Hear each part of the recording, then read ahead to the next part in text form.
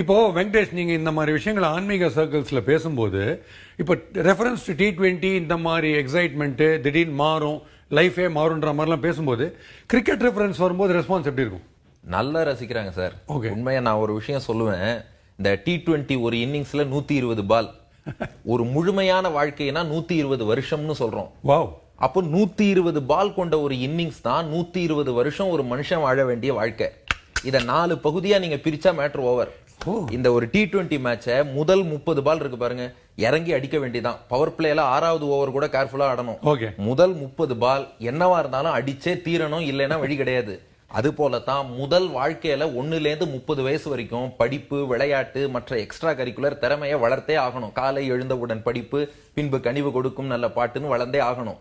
ஏன்னா பால் ஓல்ட் ஆயிட்டா அடிக்க முடியாது, ஆள் ஓல்ட் ஆயிட்டா படிக்க முடியாது.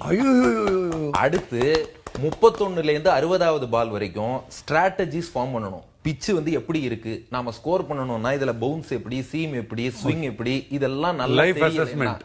அது போல 31ல இருந்து 60 வாழ்க்கையில ஒரு லைஃப் அசஸ்மெண்ட். சர்வைவ் பண்ணணும்னா ஒவ்வொரு வருஷமும் அப்டேட் ஆகணும். அது ஒரு பிசினஸோ தொழிலோ, அந்த அப்டேட் இல்லாம, ஸ்ட்ராட்டஜி இல்லாம வாழ்க்கையில உயர்ந்து உச்சம் தொடுவதுங்கிறது சாத்தியம் இல்லை.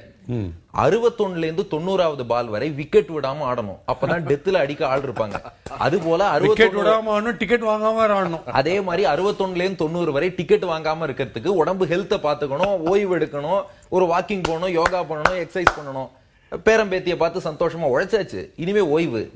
இப்படி வாழ்ந்துட்டா 91ல இருந்து 120 வரைக்கும் 30 பால் ஃப்ரீ ஹிட் மாதிரி. அந்த மாதிரி வாழ்க்கையில மேற்கொண்டு இறைவன் என்ன கொடுக்கறானோ எல்லாமே அனுபவிக்கலாம் சார்.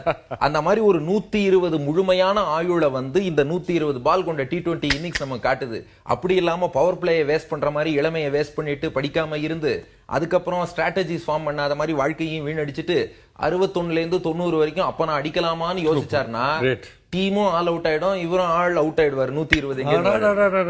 எனக்கு தெரிஞ்சு ரஜினி கோச்சுக்கு போறாரு. அவர் 8 மனுஷன் பிரிச்சுக்கணும்னு சொல்லிக்கிறார். நீங்க வேற ஃபார்முலா கொடுக்குறீங்க. But top class super Venkatesh.